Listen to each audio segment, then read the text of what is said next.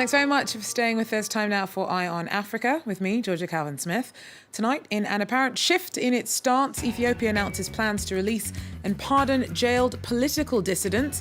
It's a big change for a country that's long denied the existence of having political prisoners. Also, leave or go to prison. Israel's plan to force out tens of thousands of African migrants gives them just 3 months to sign up to the scheme, where they'll get money and a plane ticket out of the country. And for Gabon's poorest, medical care is hard to come by. Help is particularly scarce for those living in rural areas. We take a look at a new mobile clinic trying to do what it can to bring the price of health down. But first, in an unexpected shift in position, Ethiopia said that it will drop charges against political prisoners and close a notorious prison. It's the first time that the government's acknowledged that it has political detainees, and follows 3 years of sometimes fatal protests over land rights and repression. Prime Minister Haile Mariam Desalegne's government said that the announcement is in a bid to foster national reconciliation. Nicholas Ramat from our Africa desk is here with us to tell us a little bit more. Nicholas, what do we know about this plan? There's already been a lot of sounds of welcome for it from rights campaigners, from certain sectors of the Ethiopian population. But do we know who's going to be pardoned, when it's going to happen? Tell us a little bit more about what has come to light so far. So we have no official names, no official list of who's going to be released. They said politicians under prosecution. People are hoping that it might include dissidents and journalists. Among those who are currently in jail, we know that there's Mirira Gudina and Bekele Gerba. They are leaders of the Oromo Federalist Congress. There are also many journalists in prison in Ethiopia right now, including Eskinder Nega. He's been detained since 2011. So we've got to be a bit careful with this announcement, because the communications minister then came out and said that all this is going to take a long time, and we need to see who's eligible to be released. Also announced this Wednesday was the closure of the Mekelawi prison in Addis Ababa, the infamous prison that was used during the 70s and 80s by the dictatorship. It was also used, according to Human Rights Watch, back in 2013 to torture prisoners. So after having long denied accusations of oppression, even if there are some details to be fleshed out, why would Ethiopia make this concession now?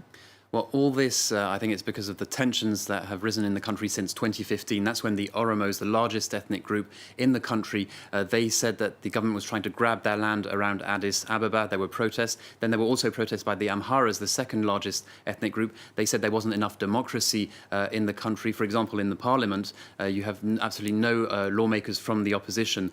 There were protests. There was a repression. Even according to official figures, several hundred people have been killed since 2015.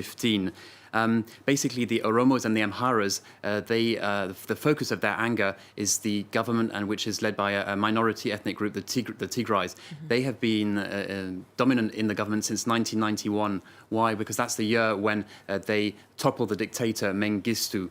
I think a last point to note also is that the current Prime Minister, Desalegn, he's less charismatic and popular than was his predecessor, Meles Zenawi. Zenawi, he was the one who in 91 toppled Mengistu. He then went on to lead Ethiopia for 21 years until his death in 2012. Thanks very much, Nicholas Ramat, there for us with some more details. A look in some other news. Equatorial Guinea's opposition leaders denied involvement in an alleged attempted coup. On Wednesday, the country's security minister made a public statement claiming that on the 24th of December, the government had thwarted foreign mercenaries trying to oust President Teodoro Obiang. He's been in power for more than 38 years and is Africa's longest-serving leader. Authorities accuse opposition parties of having teamed up with other governments to recruit militants, and say that the plot was prevented thanks to collaboration with Cameroonian security forces. In Nigeria, 8 people have been arrested in connection to a series of fatal raids on villages that have claimed at least 20 lives. Fulani herdsmen opposed to a new anti-grazing law have been blamed for the attacks in the state of Benue. More than 300 people have been killed in the clashes between the nomadic Fulani and settled communities in Benue over the last 2 years. After protesters demanded more protection from the state, on Wednesday, President Muhammadu Buhari pledged to ramp up security in rural areas. Zambia's Foreign Affairs Minister has quit, saying that he can't stand by as the government fails to do more to tackle corruption. Harry Kalaba announced that he'd be standing down on Wednesday. And this follows ongoing allegations of graft within President Edgar Lungu's government. Kalaba remains a member of parliament for the ruling PF, Patriotic Front Party. Well, tens of thousands of African migrants in Israel have been told to leave or face jail. The plan to force them out officially began on Wednesday and gives migrants just 3 months to sign up to the scheme. Though they'll be given $3,500 and a plane ticket out of the country, rights campaigners fear that the policy will be putting thousands of vulnerable people at risk. Leave or go to prison. This is the latest escalation of an anti-migrant campaign in Israel. Under a newly implemented program, some 38,000 migrants who entered the country illegally will have 3 months to leave.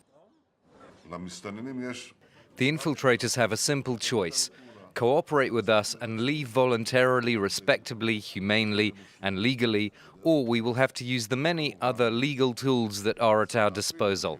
I hope that they will choose to cooperate with us. As part of the contentious plan, the government is offering the mainly Eritrean and Sudanese displaced just under €3,000 and a plane ticket to go back to their homeland or a third country. If they don't, they could face potential imprisonment starting in April. Following concerns over prison space and fees, however, Benjamin Netanyahu has asked officials to go a step further and forcibly expel the migrants. The Middle Eastern nation's treatment of African refugees has since come under attack from rights groups. This is not a real choice. All of our research shows that those who've been deported to Rwanda's lives have been seriously in danger. Many are also concerned over the future of the Holot detention centre in the south of the country, which the government intends to close. But officials argue that the order exempts children, the elderly, as well as victims of slavery and human trafficking. Polluted water and dust are endangering the lives of tens of thousands of South Africans living in Soweto townships. Some residents have no choice but to live near mounds of toxic waste produced during the 19th century gold rush. The risks are costing lives and livelihoods. Thabo Ngbane recently found this dead pig in his garden. Over the last month, he's buried 22 others. He says they were poisoned by toxic water and dust rising from the mine waste dumps surrounding Johannesburg. This noxious dust poses an inescapable health risk to the local residents of Soweto townships, especially when it's windy. We clean 4 times, 5 times a day. Sometimes we don't even clean. We sleep there, and then we inhale that thing. It kills us. The legacy of the late 19th century gold rush is more than 200 of these waste dumps contaminated with metals like uranium, arsenic and lead. When it rains, the waste oxidizes on contact with the water, producing an extremely toxic solution. During apartheid in the 1950s, tens of thousands of South Africans were relocated to townships close to the mines. Rose was one of them. She says this dust is the reason she now needs a ventilator to survive. This is a mine area. We can't put people here. Everybody will be mad at the government. But who do you talk to now? Huh? Who do you talk to? Because if you go to the government will say this. If you go to this one, that nobody wants to be held reliable, responsible for this mess. Nobody. The residents here say little is being done to tackle this problem by the government or the owners of the mine dumps. In this neighbourhood, the most common ailments are related to asthma, eczema and chest problems. Children often play near the waste and swim in pools of toxic water. In both children and adults, we see the highest levels of lead in the blood of the children who live within 500 metres of the mine tailings dumps, and much lower levels if they live 2 or 3 kilometres away. A clear link between inflammatory disorders and the contaminated dust is yet to be found. But research has shown that the rate of respiratory and heart diseases is higher in the areas surrounding the waste dumps. Some of the local people have applied for alternative housing in the faint hope of securing a safer future for their children. To Gabon now, where for its poorest, medical care is also hard to come by. Help is particularly scarce for those living in rural areas. Now, there's widespread poverty in the country, and many of those who fall ill and can't afford to travel to find hospitals or doctors. For those that can, the cost of treatment itself can be a hurdle. Well, a new mobile clinic is trying to do what it can to bring the price of health down. In this poor suburb of Libreville, a visit to the doctor is a rare luxury. 38% of Gabon's population lives below the poverty line, and few can afford medical costs or the taxi fare to the hospital. When someone is sick, we don't know what their pathology is, so what we do is we lift them and we put them in a wheelbarrow. But if they're in pain, it makes them scream, and there are some who die even before they make it here. But now a mobile clinic is taking doctors to the sick. Financed by the government and supported by an international NGO, the SAMU Social ambulance is making its way around Gabon's poorest areas. The free clinic has no shortage of patients, like this baby suffering from ringworm. But while the medical attention is always welcome, the initiative has its limits. Even if we give them a prescription, the patient can't take the medication because he doesn't have any money. Ideally, we'd have much more medicine and give some to the patient so that he can complete his treatment. Medical staff on board offer first aid and in serious cases can find the patient somewhere to stay. The group was founded 6 months ago and now boasts over 100 members of staff, a dozen ambulances and an emergency phone number. We had to do everything we could to make these people feel part of the country and provide help to reduce the mortality rate because life expectancy in Gabon is very low. Giving them back their manpower and looking after people is the best way to promote development. The clinic on wheels has already treated 7,000 patients and now has plans to roll out in several more cities.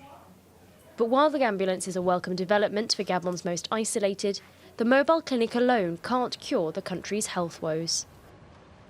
Well, that's it for Eye in Africa for now. Thanks very much for joining us. Do so again. Take care.